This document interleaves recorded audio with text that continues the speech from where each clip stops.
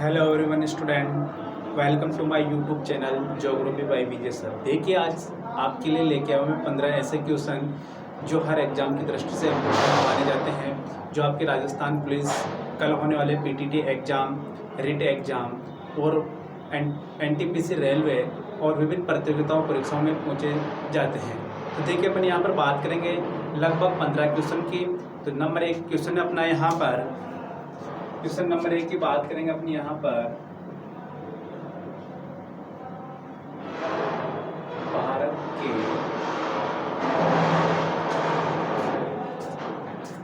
कितने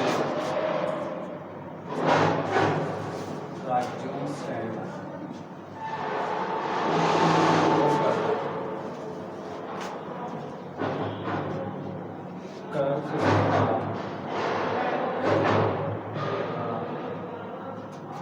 गुजरती है?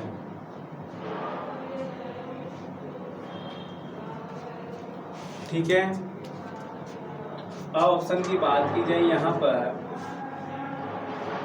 5, बी की बात की जाए 6, स की बात की जाए 8 और द की बात की जाए 4। तो देखिए क्वेश्चन को देखते हैं एक बार अपन। और भारत के कितने राज्यों से होकर कर्क रेखा गुजरती है?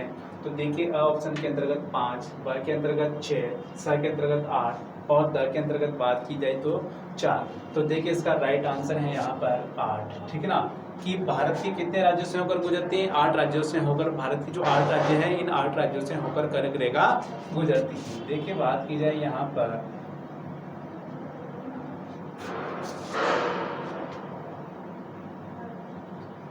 23.5 डिग्री। देखिए कर्क रेखा जो भारत को 2 भागों में विभाजित करती है, ठीक है, और ये भारत के कितने राज्यों से होकर गुजरती हैं? भारत के 8 राज्यों से होकर गुजरती हैं। ठीक है, अब 8 राज्यों की बात की जाए कि 8 राज्य कौन कौन से हैं, तो देखिए अपन यहाँ पर बात करेंगे ट्रिक के माध्यम से। ट्रिक के माध्यम से राम जा के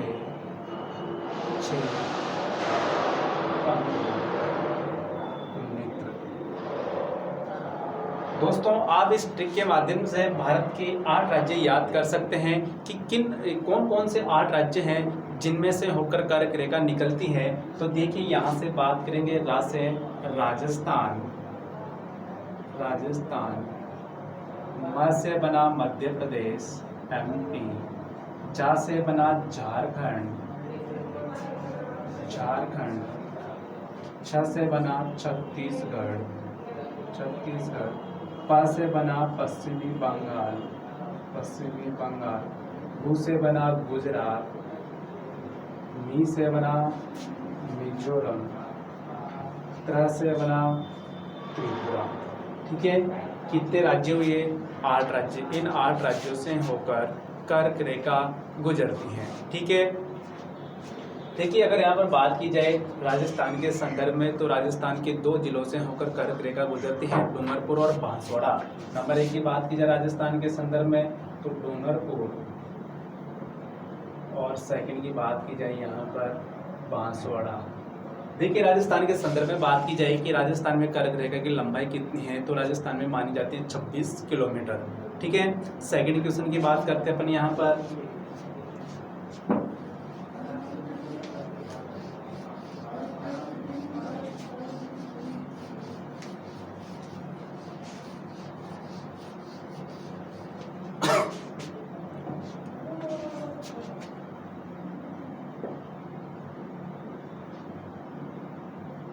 अक्षांशीय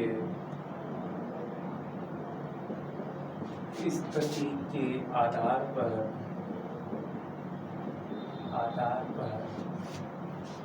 भारत किस गोलार्ध में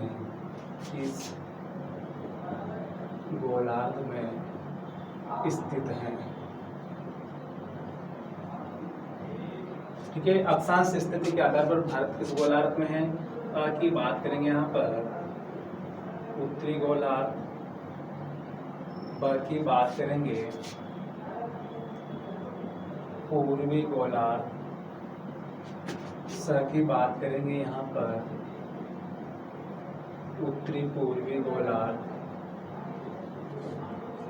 और त की बात करेंगे कोई नहीं। देखिए क्वेश्चन नंबर सेकंड की बात की जाए यहाँ पर कि अक्षांश स्थिति के आधार पर भारत किस गोलार्ध के अंतर्गत स्थित है। तो देखिए अक्षांश स्थिति के आधार पर बात की जाए तो देखिए राइट आंसर होगा अक्षांश स्थिति के आधार पर बात की जाए तो भारत किस गोलार्ध में स्थित है, उत्तरी गोलार्ध में स्थित है। देखिए बात करते हैं यहाँ पर, ये है अपनी ग्लोब, ठीक है। इस ग्लोब के बीचों बीच में से ये रेखा गुजरती है 0 डिग्री भूमध्य रेखा, भूमध्य रेखा, ठीक है ना, विषुवत रेखा। देखिए जो 0 डिग्री है, इस 0 डिग्री को सबसे बड़ा अक्षांश वृत्त माना जाता है। जो 0 डिग्री है, इस 0 डिग्री को सबसे बड़ा अक्षांश वृत्त माना जाता है। और अक्षांश स्थिति के आधार पर जो अपने संपूर्ण पृथ्वी है, इस पर 2 गोलार्ध होते हैं। यहाँ से ऊपर की बात करेंगे उत्तरी गोलार्ध, उत्तरी गोलार्ध, इधर की बात करेंगे दक्षिणी गोलार्ध, ठीक है। ये उत्तरी गोलार्ध और दक्षिणी गोलार्ध। अब देखिए बात की जाए यहाँ पर कि जो भूमध्य रेखा है, इस भूमध्य रेखा के उत्तर वाला पार्ट उत्तरी गोलार्ध कहलाता है और इधर नीचे वाला पार्ट कहलाता है दक्षिणी गोलार्ध, ठीक है। तो देखिए बात की जाए यहाँ पर कि अक्षांश स्थिति के आधार पर भारत, तो देखिए भारत आता है उत्तरी गोलार्ध के अंतर्गत। क्यों? क्योंकि जो कर्क रेखा है, ये कर्क रेखा कहाँ से गुजरती है, उत्तरी गोलार्ध से, ठीक है ना। और कर्क रेखा अगर भारत की बात की जाए तो भारत के मध्य से होकर गुजरती है कर्क रेखा। इसलिए भारत किस गोलार्ध में स्थित है, उत्तरी गोलार्ध के अंतर्गत स्थित है। किस आधार पर, अक्षांश स्थिति के आधार पर, देशांतर स्थिति के आधार पर बात की जाए तो ये 0 डिग्री देशांतर के आधार पर भारत की बात की जाए तो भारत किस गोलार्ध में स्थित है, पूर्वी गोलार्ध में। अगर अक्षांश प्लस देशांतर दोनों की बात की जाए तो भारत उत्तरी पूर्वी गोलार्ध के अंतर्गत स्थित है। ये पूर्वी गोलार्ध और ये उत्तरी गोलार्ध, इन दोनों के बीच में स्थित है भारत, ठीक है। तो देखिए अक्षांश स्थिति के आधार भारत किस गोलार्ध में स्थित है, उत्तरी गोलार्ध में, ठीक है। थर्ड क्वेश्चन की बात की जाए यहाँ पर,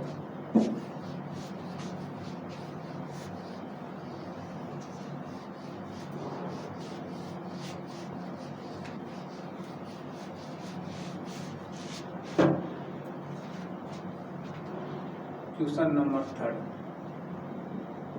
भारत के किस राज्य की तटीय सीमा की लंबाई अधिक है।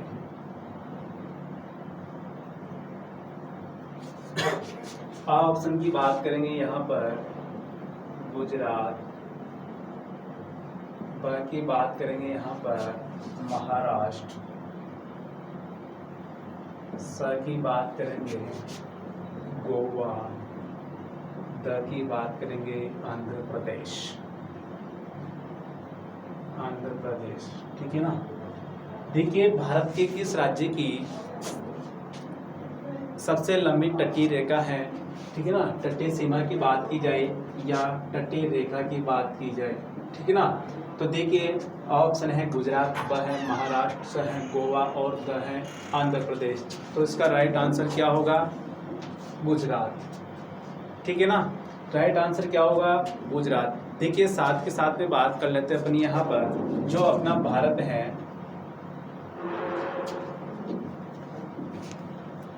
भारत के 9 राज्य तटीय सीमा बनाते हैं। भारत के कितने राज्य तटीय सीमा बनाते हैं, 9 राज्य तटीय सीमा बनाते हैं। बात कर लेते हैं 9 राज्य कौन कौन से हैं। देखिए ये है पश्चिमी तटीय सीमा, पश्चिमी तटीय सीमा, ये है पूर्वी तटीय सीमा, पूर्वी तटीय सीमा।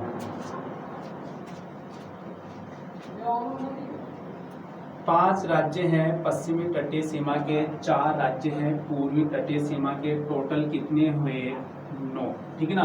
भारत के 9 राज्य तटीय सीमा पर स्थित हैं, ठीक है। तो देखते हैं यहाँ पर नंबर 1 की बात करेंगे गुजरात, गुजरात के बाद महाराष्ट्र, महाराष्ट्र के बाद यहाँ पर गोवा, कर्नाटक, कर्नाटक वाला केरल, 5 राज्य किस तट पर स्थित हैं? पश्चिमी तटीय सीमा पर हैं। 4 राज्य पूर्व की बात करेंगे कि ये है तमिलनाडु, तमिलनाडु के बाद यहाँ पर आंध्र प्रदेश, आंध्र प्रदेश के बाद इधर बात करेंगे उड़ीसा, और यहाँ पर बात करेंगे पश्चिमी बंगाल। देखिए साथ ही साथ में यहाँ पर बात की जाए कि जो गुजरात और जो पश्चिमी बंगाल राज्य हैं, ये दोनों ऐसे राज्य हैं जो तटीय सीमा भी बनाते हैं और स्थलीय सीमा भी बनाते हैं। ठीक है ना, भारत के 2 ऐसे राज्य हैं जो जलीय सीमा भी बनाते हैं और स्थलीय सीमा भी बनाते हैं, गुजरात और पश्चिमी बंगाल। ठीक है, और इसका राइट आंसर क्या होगा? गुजरात। क्वेश्चन नंबर 4 की बात की जाए,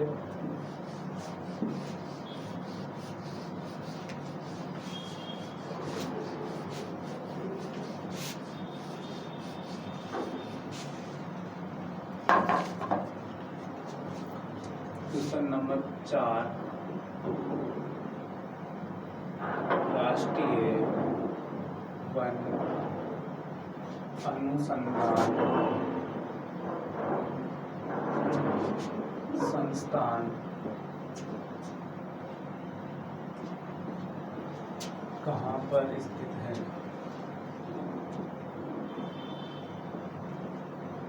ठीक है, नंबर 1 की बात करेंगे, यहाँ पर ऑप्शन की बात की जाए दिल्ली,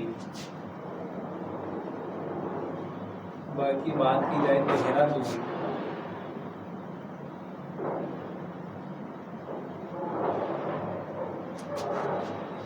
स की बात की जाए यहाँ पर MP, और द की बात की जाए यहाँ पर झारखंड। तो देखिए राष्ट्रीय वन अनुसंधान संस्थान कहाँ पर स्थित है? तो राष्ट्रीय वन अनुसंधान संस्थान देहरादून में स्थित है। ठीक है, कहाँ पर स्थित है? देहरादून में स्थित है, और इसका राइट आंसर क्या हो जाएगा? B, Dehradun B. ठीक है, क्वेश्चन नंबर 5 की बात करें,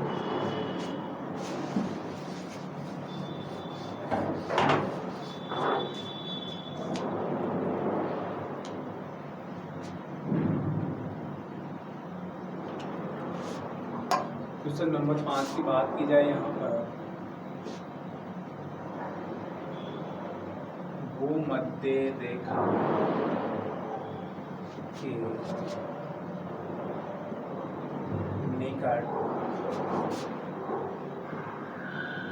किस प्रकार के वन पाए जाते हैं? ठीक है, देखिए क्वेश्चन की बात की जाए कि भूमध्य रेखा के निकट किस प्रकार के वन पाए जाते हैं। ऑप्शन की बात की जाए यहाँ पर पतझड़ी वन, डी की बात की जाए शंकुधारी, स की बात की जाए यहाँ पर घास स्थल, और द की बात की जाए यहाँ पर उष्ण कटिबंधीय वन। ठीक है, तो देखिए बात की जाए यहाँ पर कि भूमध्य रेखा के निकट किस प्रकार के वन पाए जाते हैं, तो किस प्रकार के वन पाए जाते हैं कमेंट बॉक्स में कमेंट करके आपको इस क्वेश्चन का आंसर देना है। देखिए यहाँ पर बात की जाए, ये है अपनी ग्लोब, ये है भूमध्य रेखा, भूमध्य रेखा, यहाँ पर एक कर्क रेखा और ये है मकर रेखा, कर्क रेखा और यहाँ पर है मकर रेखा। अपन बात कर रहे हैं कि भूमध्य रेखा के, ठीक ना, भूमध्य रेखा के निकट किस प्रकार के वन पाए जाते हैं, इस क्षेत्र के अंतर्गत किस प्रकार के वन पाए जाते हैं। इसका आंसर आपको कमेंट बॉक्स में कमेंट करके देना है। क्वेश्चन नंबर 6 की बात की जाए,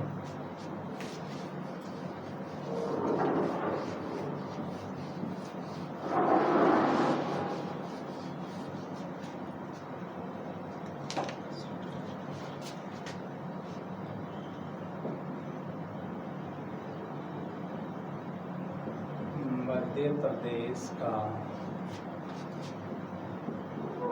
शिवपुरी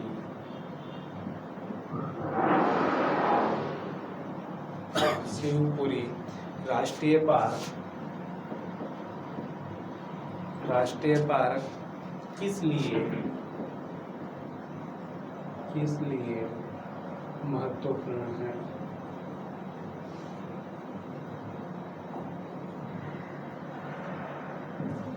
ठीक है, मध्य प्रदेश का शिवपुरी राष्ट्रीय पार्क किस लिए महत्वपूर्ण है? नंबर की बात की जाए यहाँ पर बाघ और हाथी के लिए, हाथी। ऑप्शन की बात की जाए यहाँ पर जंगली भैंसा,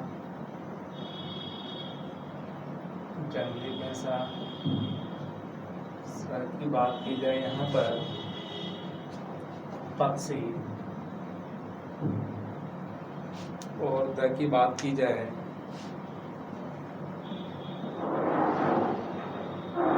तेंदुआ व चीतल। ठीक है, तो देखिए मध्य प्रदेश का जो शिवपुरी राष्ट्रीय पार्क है ये प्रसिद्ध है, किस लिए महत्वपूर्ण है? तेंदुआ व चीतल के लिए। ठीक है ना, तेंदुआ व चीतल के लिए जो मध्य प्रदेश का शिवपुरी राष्ट्रीय पार्क है ये प्रसिद्ध है। अगले क्वेश्चन की बात करेंगे।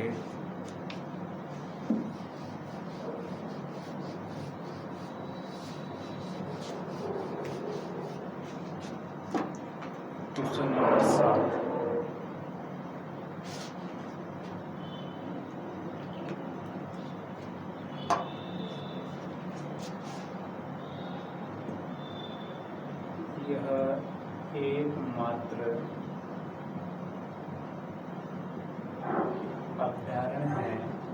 यह एकमात्र अभ्यारण्य है जहाँ कश्मीरी महामृग पाए जाते हैं।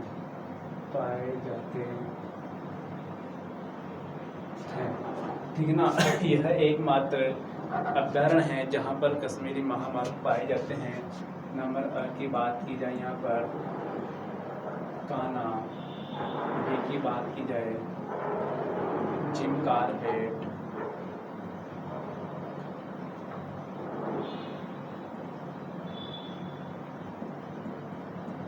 स की बात की जाए यहाँ पर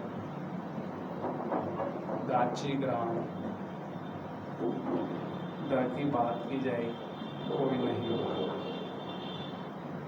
ठीक है ना, यह एकमात्र अभ्यारण्य जहाँ कश्मीरी महामृग पाए जाते हैं दाची ग्राम। ठीक है ना, किस अभ्यारण्य के अंतर्गत? दाची ग्राम अभ्यारण्य के अंतर्गत पाए जाते हैं। क्वेश्चन नंबर 8 की बात की जाए।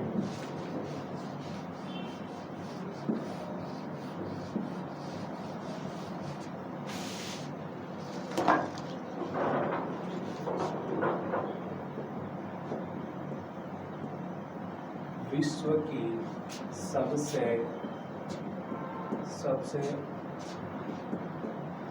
ऊंची चोटी एवरेस्ट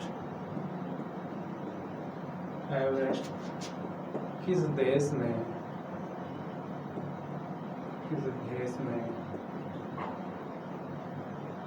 स्थित है? की बात की जाए यहाँ पर नेपाल, बी की बात की जाए भूटान, स की बात की जाए यहाँ पर चीन, और द की बात की जाए यहाँ पर पाकिस्तान। तो देखिए बात की जाए क्वेश्चन नंबर 8 की कि विश्व की सबसे ऊंची चोटी माउंट एवरेस्ट किस देश में स्थित है? तो किस देश में स्थित है? नेपाल के अंतर्गत। ठीक है ना, कहाँ पर? नेपाल के अंतर्गत। ऊंचाई की बात की जाए यहाँ पर 8,848 मीटर या 8,850 मीटर। ठीक है ना, कहाँ पर स्थित है? नेपाल के अंतर्गत।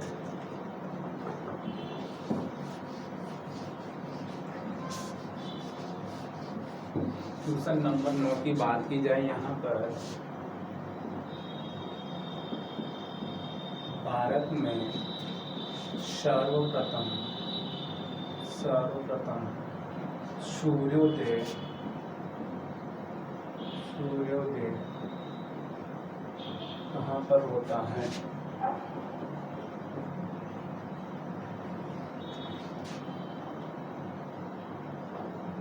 ऑप्शन गुजरात, ऑप्शन अरुणाचल प्रदेश,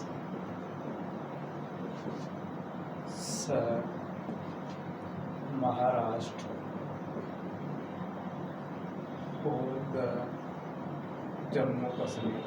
ठीक है, तो देखिए भारत में सर्वप्रथम सूर्योदय कहाँ पर होता है? भारत में सर्वप्रथम सूर्योदय होता है भारत के जो सबसे पूर्वी राज्य हैं गुजरात, यहाँ पर सबसे पूर्वी राज्य है अरुणाचल प्रदेश, यहाँ पर होता है वालांगू घाटी के अंतर्गत, वालांगू घाटी में। ठीक है ना, किस घाटी में? वालांगू घाटी में सर्वप्रथम भारत के अंतर्गत सूर्योदय होता है। ठीक है, अगला क्वेश्चन नंबर 10।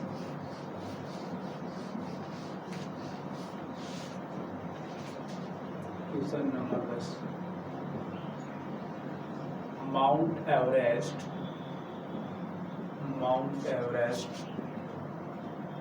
को चीन में किस नाम से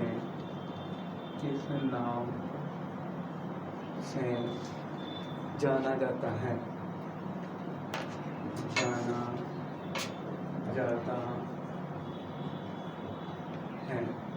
ठीक है, क्वेश्चन नंबर 10 की बात की जाए यहाँ पर कि माउंट एवरेस्ट को चीन में किस नाम से जाना जाता है? माउंट एवरेस्ट को चीन में किस नाम से जाना जाता है? तो देखिए यहाँ पर ऑप्शन की बात की जाए, इस क्वेश्चन का जवाब आपको कमेंट बॉक्स के अंतर्गत कमेंट करके देना है। ठीक है, क्वेश्चन नंबर 11 की बात की जाए, यहाँ पर भारत में दक्षिण पश्चिमी मानसून का आगमन किस राज्य में होता है? भारत में दक्षिण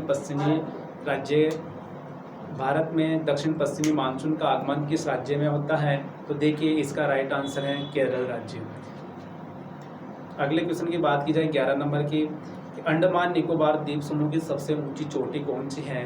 अंडमान निकोबार द्वीप समूह की सबसे ऊंची चोटी, इसका राइट आंसर आपको कमेंट बॉक्स में कमेंट करके देना है। क्वेश्चन नंबर अगला कि भारत का सबसे उत्तरी बिंदु कौन सा माना जाता है? जो भारत की उत्तरी सीमा है, इस उत्तरी सीमा का सबसे उत्तरी बिंदु कौन सा माना जाता है? तो माना जाता है इंदिरा कोल। ठीक है, क्या माना जाता है? इंदिरा कोल। अगले क्वेश्चन की बात की जाए, भारत में सबसे अधिक जनजातियां कहाँ पर पाई जाती हैं? ठीक है ना, भारत में सबसे अधिक जनजातियां किस राज्य के अंतर्गत पाई जाती हैं? इसका आंसर आप कमेंट बॉक्स में कमेंट करके दें। क्वेश्चन नंबर लास्ट, नदी के द्वारा निक्षेपण, नदी के द्वारा जमा करने की क्रिया क्या कहलाती है? नदी के द्वारा मिट्टी को जमा करने की क्रिया क्या कहलाती है? नदी के द्वारा मिट्टी के जमा करने की क्रिया क्या कहलाती है? इस क्वेश्चन का जवाब आप कमेंट बॉक्स में कमेंट करके दें। आज के लिए इतना काफ़ी। Okay, bye.